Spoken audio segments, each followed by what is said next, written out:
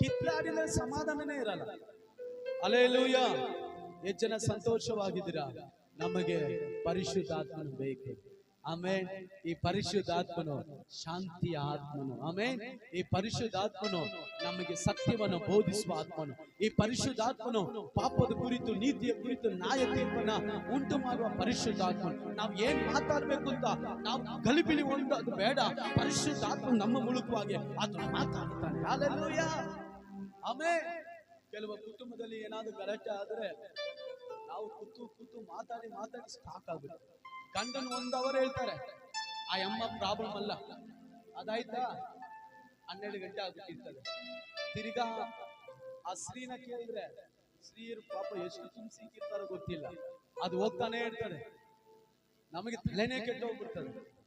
ನಾವು ಯೋಚನೆ ಮಾಡಿ ಪರಿಶುದ್ಧಾತ್ಮನೇ ಏನ್ ನಾನು ಫಸ್ಟ್